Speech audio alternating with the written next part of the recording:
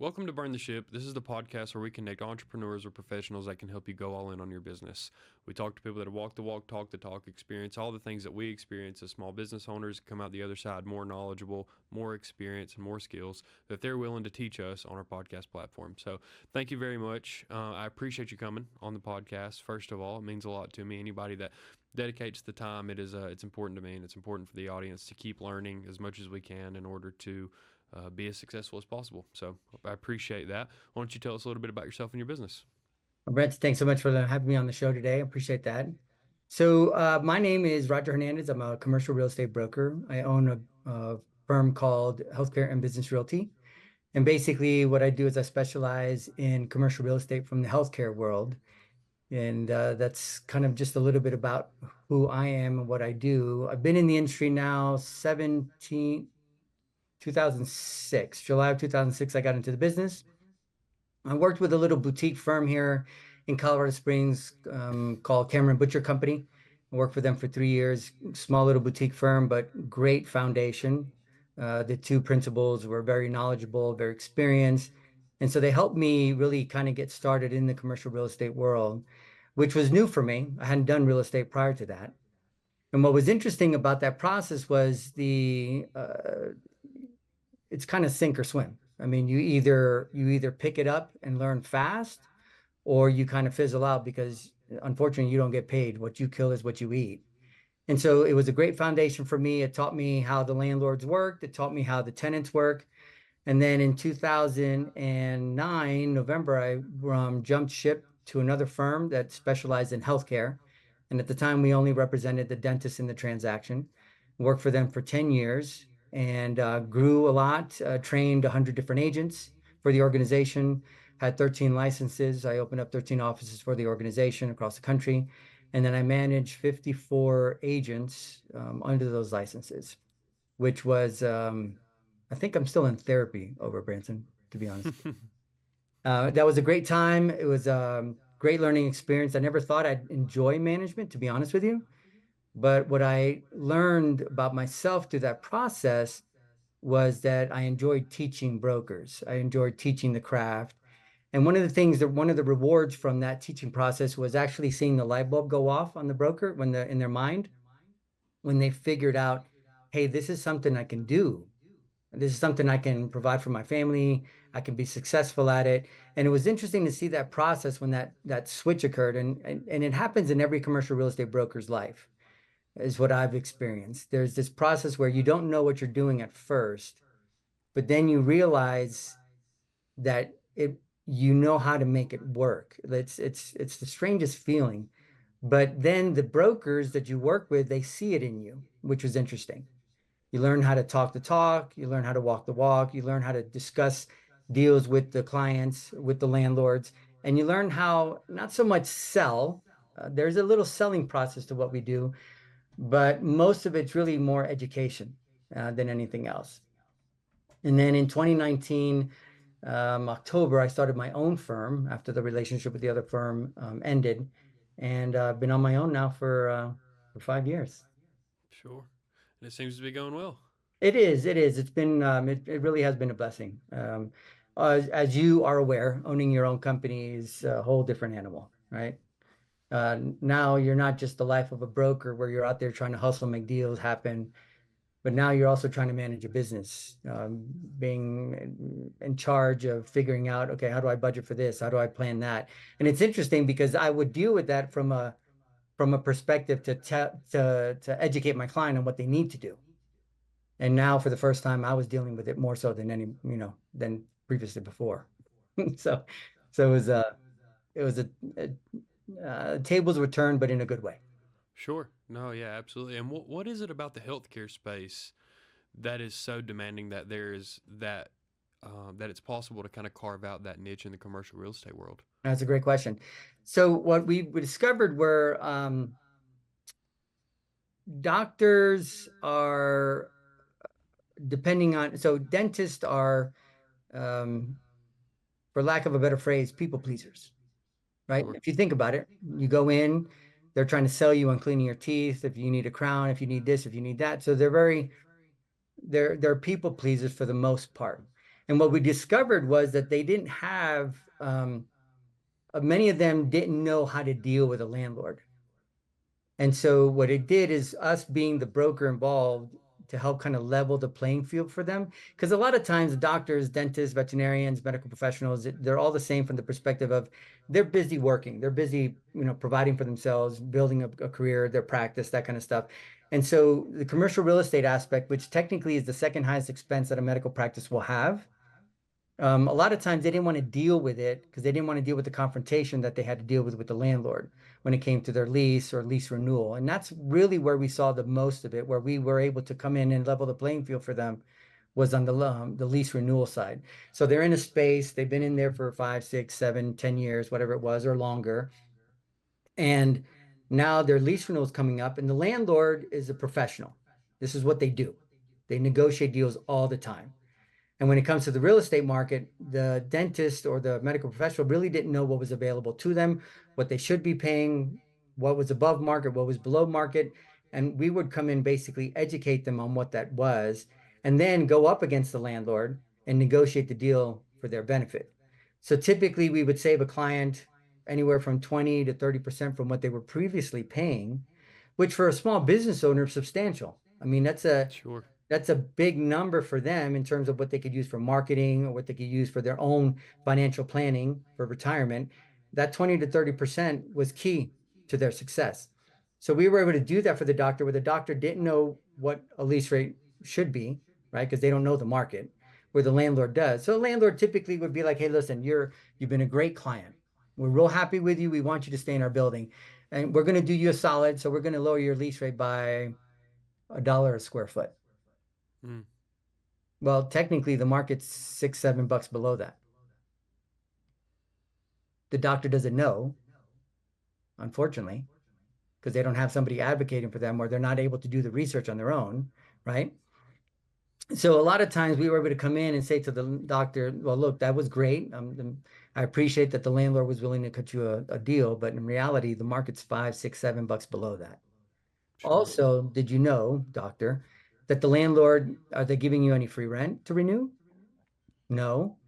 Are they giving you any concessions like tenant improvement allowance? Does your space need new flooring? Does it need new paint?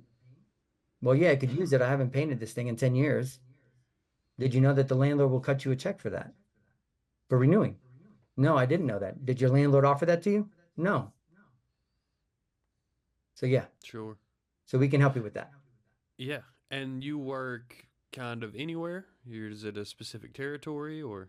So with the 13 licenses that I had, thankfully I've let them go. It's a lot of CE, Branson, unfortunately. Sure. You know what I mean? Oh So yeah. right now, technically I can work anywhere in the country. I have enough connections that if somebody were to reach out to me, I have business relationships with brokers across the country that I can help them with that process. I can represent them or refer them out depending on the transaction. If they love me so much that they want me involved, I'm happy to do that, and I can coordinate it. I've done transactions all over the country. That's not a problem. But you still need a broker that's there, boots on the ground. You need somebody that knows the market, that's familiar with the market, that's transacted, that knows what this landlord is offering versus this other landlord that's offering, right? Because the deal for the doctor is many times they don't. You have doctors don't like to move, Oh yeah. right? So because they're investing quite a bit of money in tenant improvements into the space, so the return on their investment is substantial. So the length of the term of the lease is important. Anytime a doctor says to me, Raj, I'm doing a startup practice, but I don't want to sign a long-term lease. I said, okay, can you explain to me why?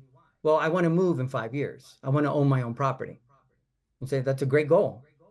However, did you know that the amount of money that you're going to spend in tenant improvements is close to $185 a square foot or $195 a square foot, depending on the market? So that 2,000 square foot office space that you're leasing, right? You're putting in 120 bucks a square foot just of your own money to to build it out for what you need. Right. Landlord's going to give you some money. That's my job to negotiate that for you as a concession. But at the end of the day, you're still investing quite a bit of money. So let's look at the loan from the aspect of how long it's going to take you to pay that off. And most medical professionals will pay off their startup loan on average about year 7 of starting their business. That's on average. Some of them a little longer, some of them a little less. It just depends. But for the most part, they haven't paid off that startup loan in those first 7 years. Right. So you sign a 5-year lease.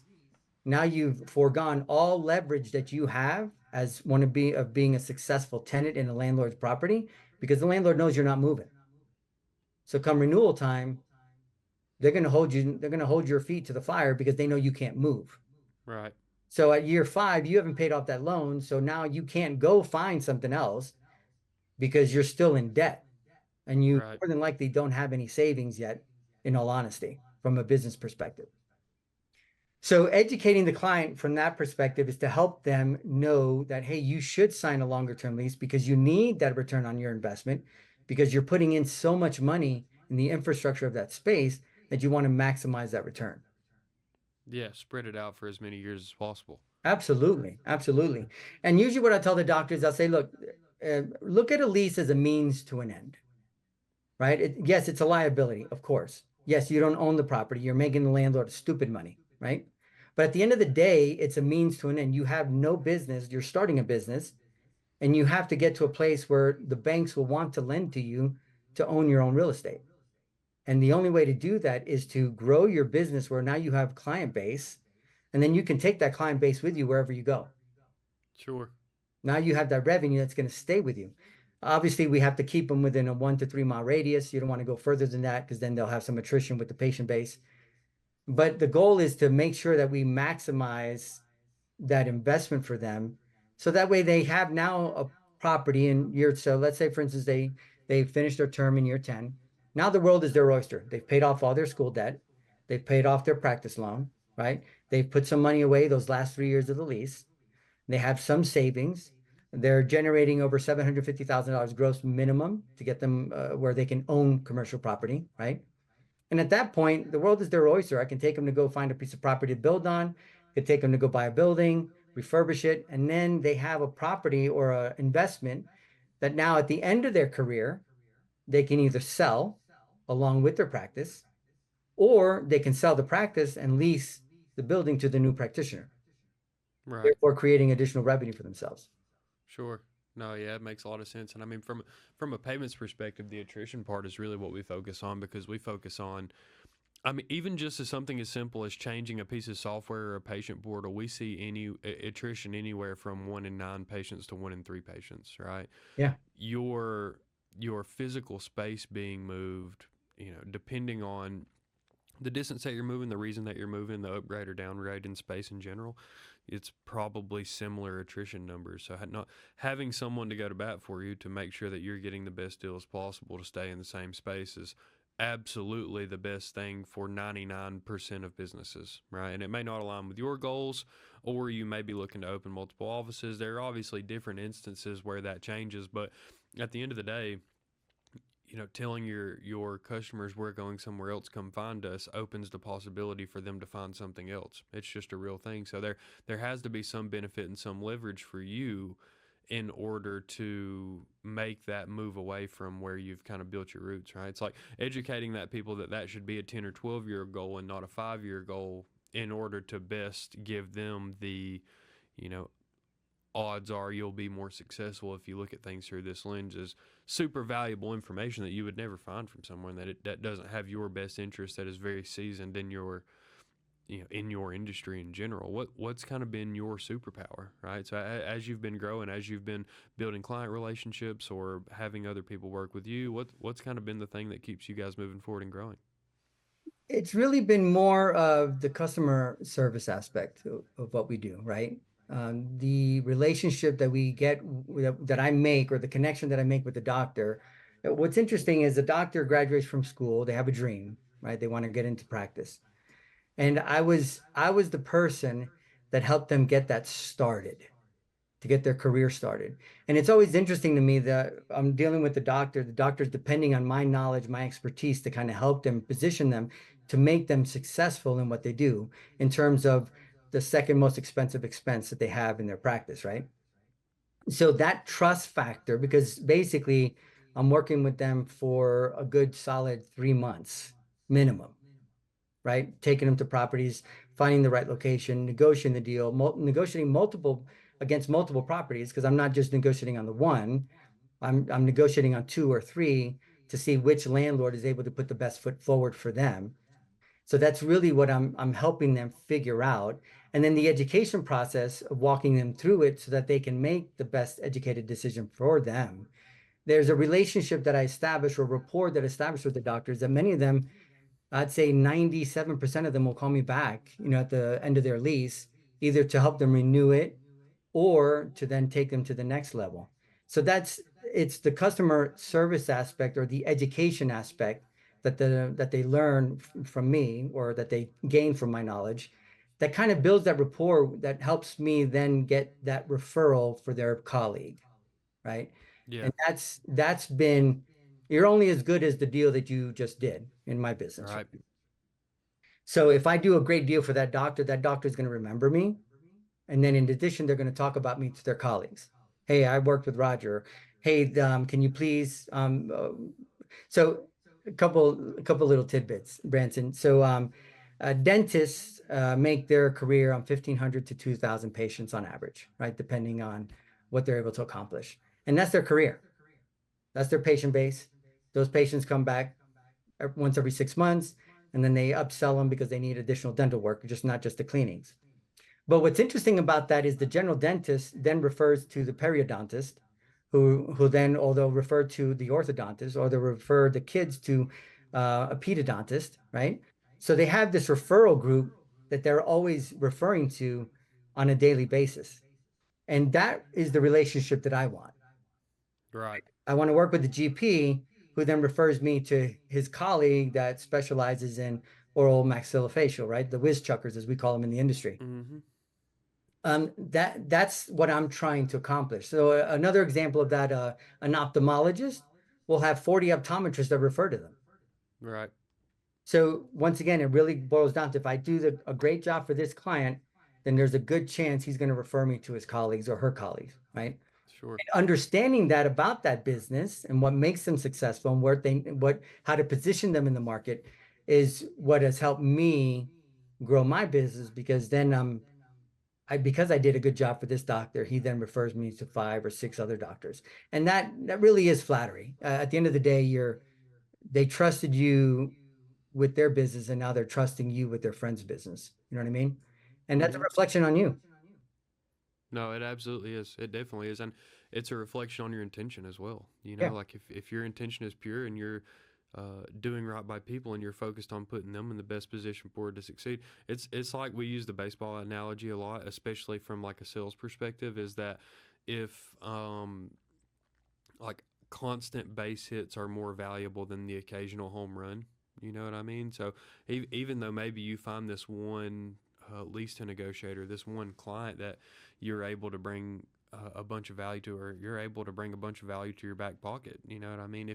If you don't give those people that feeling of I have your back and I'm the person that wants to take care of you, it's exactly that. Maybe you hit a home run, but you can go ahead and expect not to receive a referral and to probably hit pretty cold for a while because you have to go out, and farm and reestablish that relationship with someone other, someone in a completely different network, someone in a completely different state. Maybe you never know what that next thing is. But if you can create that relationship with people in that field that are always looking to connect you with someone to bring more value to their practice because it's beneficial to them as well, you solve a lot of your problems. And we talk about that a lot on the podcast. Is that a lot of things.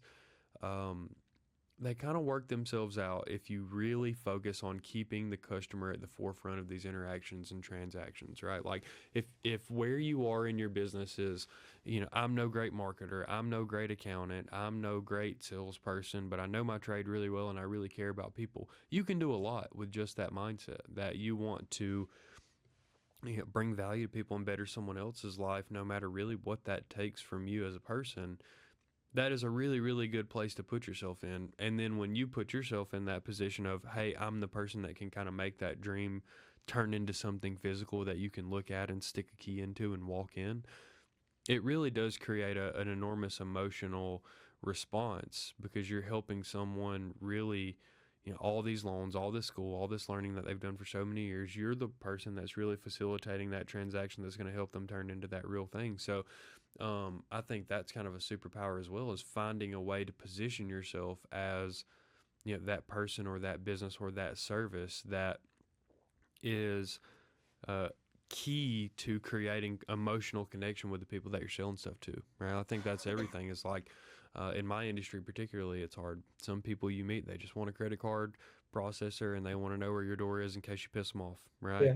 And when I can sign someone up and create a good solution for them, but then introduce them to a good bookkeeper and introduce them to a good CPA and introduce them that's someone that's really sharp on the real estate side of things, and kind of round out their circle of professionals that they need for their solution to move forward, it makes my relationship with those people that much easier to maintain when something does go wrong. Because let's face it, we're all human, and every single one of our businesses, we are going to drop the ball at some point, and it may be intentional, it may not, it may be initiated by a bunch of real life stuff that you have to go through that is not easy.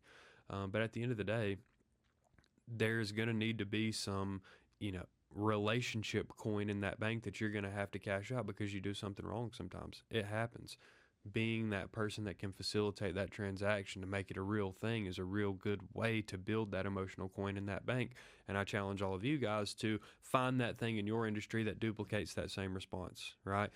Find that thing that makes people think, oh, this person is on my team and I wouldn't have it any other way, because that is what's really going to help you not only be a good service provider, but be a friend, be someone that, the owner of that business values in their relationship and can go to say, hey, help me with this problem, even though it may not be right in your wheelhouse. That's the type of clients you want. Those are the type of relationships that are going to stick around for a long time.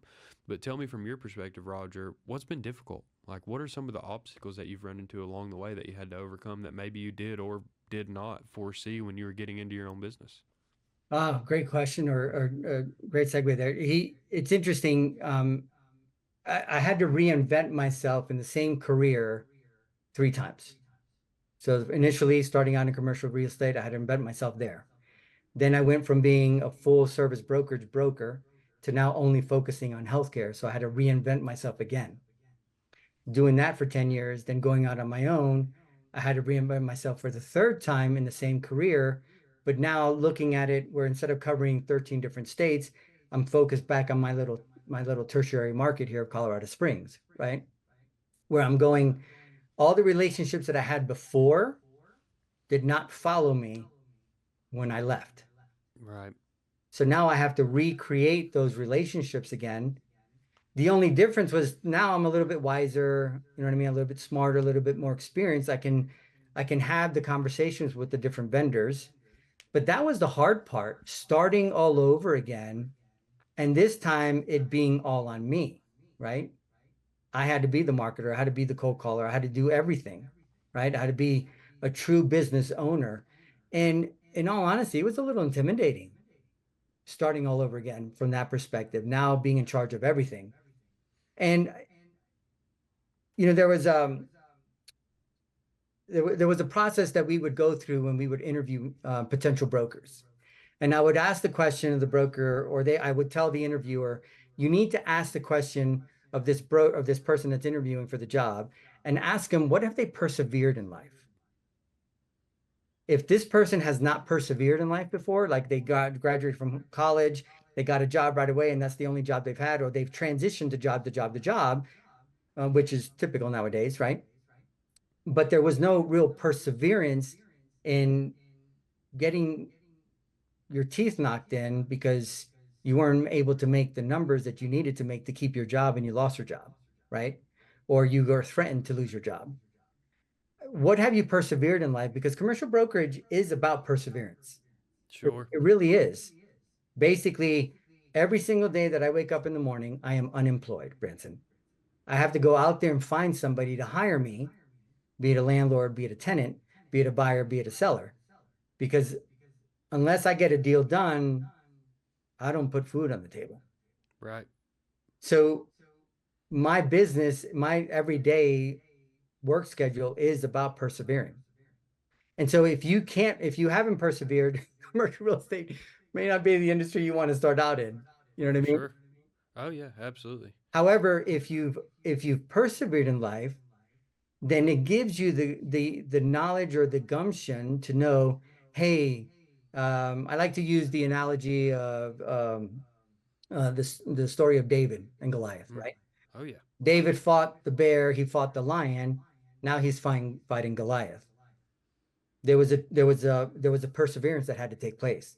He had to experience what that was like to take on an animal that was bigger, stronger than he was, right? And then do it again, different type of species, but same strength compared to him. See what I mean? Now he's looking at Goliath, looking at, okay, well, yeah, I've never fought a giant before, but I have some experience of fighting creatures or animals that were stronger and bigger than I was. And I think that's what perseverance is all about, is taking on something that you've never experienced before, but having the courage to stick with it and push through even when you get the nose, right? Or you get the door slammed on your face and don't ever cold call me again. You have to push through that because if not, you're not going to put the food on the table to take care of your family. Yeah. And that's what commercial real estate is all about. You have to Yeah, be I agree.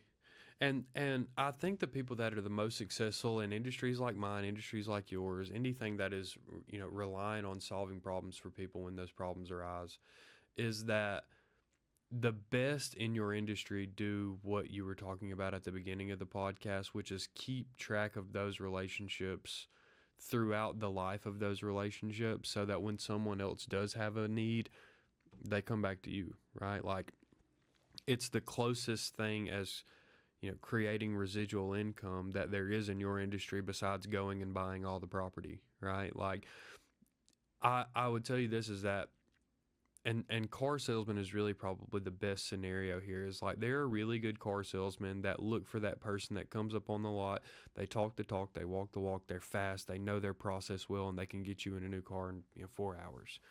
And then there are those people that can do the exact same thing, and then they call you a week later or a month later, right? And then they've marked it on their calendar when your loan is X number of months away from being completed, and they want to sell you something else. Like the people that really put people in a pipeline and take care of those people and say, hey, just in case this is something that you were thinking about, I am still here to solve those problems for you. Those are the people that are really successful, right? So for your business as well is, yes, maybe you are in an industry that relies on continuous sales. You're not in an industry like mine where somebody kind of pays you forever until they're no longer your client. But you can create those forms of residual income if you're very focused on putting those relationships at the forefront of what you're talking about, absolutely. right? Same in your industry. Yeah.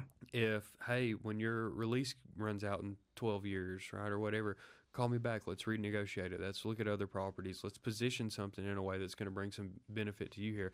Let's look in your lease and let's see it benefits that you may have underutilized during the length of your lease, and let's see if we can take advantage of stuff like that. So I think that yes, there are things that come with reinventing yourself, but one thing that should stay true, especially when you step into that business owner role of I'm kind of handling everything myself, it just doubles the need to take the needs of people and put them at the front of the problem that you're trying to solve. It becomes 10x valuable because you're going to have that relationship for life. People are always going to lean to you because you're the person that made it happen for them, and you're the person that has their back throughout the life of that thing. So find a way to do that in your business. Find a way to tell people, hey, you're going to need me again in 6 months or 6 years or 60 years, right? Whatever that may be. I know people that have been in the life insurance space that sold people term life insurance as they got married and then insured their kids, 25 years later, right? Yeah. Those are relationships that you want. And to be completely honest, it's all on you as the entrepreneur, the salesperson, whoever it is that's creating that relationship for it to be important enough for you to continue to put value into it, right? And grow that emotional coin in the bank and have something to rely on when people are having a bad day and they want to take it out on you because something is happening. It happens. We're all people. We're Sure. humans, right? We're gonna catch some shit from people every now and then. It happens, right? But if you work really hard, and you tell people, hey, I've helped you through 20 other things. I'm gonna help you through this one as well. I have your back because that's the type of guy I am, and you mean it. you can do some really cool stuff. And you have to be willing to work hard to do those things. You have to be willing to meet people. You have to be willing to step out of your comfort zone. But the beautiful thing about what I'm saying is you, the entrepreneur, the person that wants to start XYZ business, you are the person that is accountable for all of those things, right? So if you want to do those things and you want to do them well, you can build whatever you want, whatever your mind can imagine, as little or as big, or as fast moving or as slow paced, or whatever that image of you running a business is. You can create that. But a lot of these things are things that you have to think about every day. Am I making this client feel valuable? Does this client feel like I value their business, and do I mean it? And if you can answer yes to those questions, you can do some really cool stuff. But Roger, how do people find you? If they have questions, if they have a need for your service, if they're looking for a connection, where do people go to be in contact with you? Yeah, you can find me on LinkedIn. You can find me on Instagram, Facebook. For my Instagram, commercial real estate, Roger H underscore CRE. That's my business account. And then, of course, Healthcare Business Realty is my for the business name. I'm on LinkedIn under Roger Hernandez 01. And then, of course, my website, healthcarebusinessrealty.com. You can go there and find me there. So those are areas where I connect with potential clients or just brokers in general. A lot of the brokerage community helps each other out, which is great. So that's how Yeah. they can find me. Yeah, absolutely. And tell me this, right? Kind of the last question I have for you here is kind of talking about the name of the podcast, right? Like how you were explaining earlier how agents have this light switch moment. They're like, okay, I get it now. I kind of get how to make it work. I can do this thing and make it work for me. I think that everybody in every industry, in every phase of entrepreneurship, goes through that same thing, right? Whether it's when you get your logo back, or you get your first client, or you get your first 100 clients, or you move into a retail space, or you get your website up, whatever that is, there's this moment where people say, okay, I'm an entrepreneur now, and I've really got to do all the things that I can to make this work. Like, I kind of signed up for this, and now I need to know all the things that I need to do to make this thing successful, right? So, from your experience, from having that light switch moment of saying, I'm going out on my own, I'm starting my own brokerage, and here's why I'm going to do it, what has this whole entrepreneurship experience been like for you? And why should people that are seeking that same experience be willing to take that bet on themselves? What I had to learn was you're only as good as your resources. You need the relationships to help you through those difficult times. That's what I learned. So having the banker, having the architect, having the general contractor, knowing what engineers are involved in a transaction, uh, having those connections is what makes a successful broker successful because you can't do it all on your own. You're only a small piece of the, the puzzle. You still need all those relationships to help you still get a deal done, right? I can negotiate the deal, but then I need a contractor or the architect to be able to take it to the next step, right? And then the contractor takes it to the next step. Well, guess what? Neither of them can do their job if there's no banker involved. So you're only as good as your resources in my industry, is what I've learned. And so being able to have that, if I was a new broker, or if I'm talking to a new broker, I'd be telling them, you need to get a banking relationship. You need to meet the architects. You need to meet the general contractors in town and build a rapport with them because that's the resources or that's the team you need to have in place to make you successful. And without that, you can't. The last thing you want to do is put a client in a building and then the lease begins. And then they're like, well, so what do I do next? You need to have that all in place. There's nothing more um, calming to a client than having the broker exude confidence in being able to share with them, I have everyone that you need to make you successful. You just need to trust me. I'm going to get this thing done for you. And I have every contact that you could possibly need to help you get to the next stage to where you're opening your practice. So to me, to be successful in commercial real estate, it's all about relationships that are helping you be successful because they're the next piece of the puzzle to getting your client from point A to point B. Yeah, absolutely. And it's not an easy thing to do. Like it sounds easy and people are shocked when it's not, right? To go and build those relationships with those people and tell people I want to bring value to you as well is not an easy thing, right? People are very busy. You're going to have to connect with those people time and time again, because there are a bunch of people that fly by night and reach out to those people one time and say, why am I not getting referrals? Why am I not getting deals? I'm going to get something else. They've heard that spiel that you're going to give them before about that industry. But if you mean it, and you say it again, and then they see you again, and you say it again, and they see you again, and they say it again, and you're a part of that community, you begin to edge out some space that other people, frankly, just haven't earned, right? So, not only do I dare you to take that bet on yourself, but I dare you to be a little bit different, right? I dare you to be a little bit different than the other people that you know in their industry, and go a little bit farther and go above and beyond for your clients and referral partners, and make sure that people know that you have their best interest in heart. And building that Rolodex of people that solve problems is, I mean, I can't think of a better way to find ways to bring value to your people other than, hey, I have this Rolodex of people that are the same as me. They have your best interests, and I wouldn't introduce you to someone that would have it any other way, right? So, it's been a really cool experience to talk to you, Roger. I really do. Come here, Branson. Yeah, I think that what you do is really, really cool. Honestly, I mean, the we kind of share that same experience where it's like, oh, you're starting this new thing. Here's the way that all these people that you're going to do business with are going to pay you. You know, I send it to you in a box. I help you set it up. We try it together for the first time. I swipe your card and be your first customer a lot of times. It's a really, really cool experience. So don't take it for granted when you're in those interactions with your clients, and you get to see that moment where it's like, aha, this actually may work. Let that mean something, and let it mean something to you too, because I think that that's the formula. You know what I mean? Is I can't say it enough. I'll say it every episode. If you're tired of me hearing me say it, I'm sorry. But if you put your customer first, a lot of stuff will kind of work itself out. You know, there's a lot of energy that you can put into a lot of places. You can market really hard. You can hire people. You can teach people. You can put all the content in the world out on the internet. But at the end of the day, I would say the most valuable thing to you is that in your heart, you know that your client is important to you, and that you'll do what it takes to make it right by them. So I appreciate your message. If you have anything to leave the people with, please, the platform is yours. But I encourage people to burn the ship. If we can do it, you can do it as well. Absolutely. Well, I think what I would leave people is always put your customer first. When you're building relationships with vendors, people that you're going to be referring to, don't go to them with an open hand. In other words, don't be asking them for business.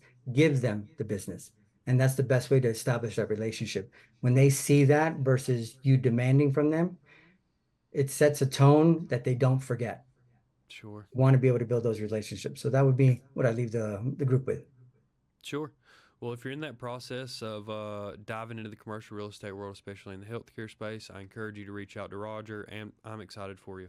Obviously, if we can help anybody with payment processing, we're more than welcome to give us a call as well. But I'm looking forward to seeing more of the stuff that you do and having this conversation again.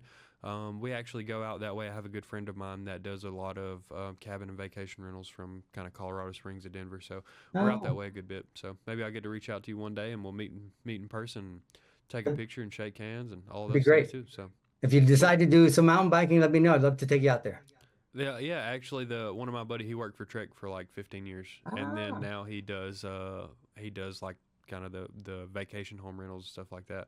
Really cool, like niche experience for a lot of those people. They're kind of one of those companies that goes above and beyond. You know, they're competing with the Airbnbs and the convenience of the world. So they're like, you know, the people that are going to have all the gifts when you walk in and things like that. They're sharp people. So we'll be out there, and I'll reach out to you. We'll edit this over a couple of weeks as well, and then if you need any of the resources, like you want the full video file or any of the clips we cut, you're more than welcome to that stuff. We're not selfish with the content at all. So, and I perfect. think you have my cell, you know, so if you need anything, just let me know. Just share it some way or shape or form. If you know other people that would be good guests for the podcast, hopefully you see this as a great way to bring value to those people as well. I would love to interview those people and figure out what it is that they do well that helps them grow, so we can talk more about that healthcare space in general, because I think the blend between being very business oriented and being very, very healthcare oriented is a tough thing to blend for some people. And a lot of people kind of deal with that and figure it out together of, I want to make people well, and I also want to make money for myself. So I love having those conversations. And then again, if we can be a resource to anybody in the payment processing world in your network or anyone else, you know, I'd love to throw my hat in the ring. So Sounds good. Thanks so much, Brent. Appreciate the time. It's been yeah, great. no problem, my friend. I'll talk to you soon. Okay. Talk soon. Bye bye.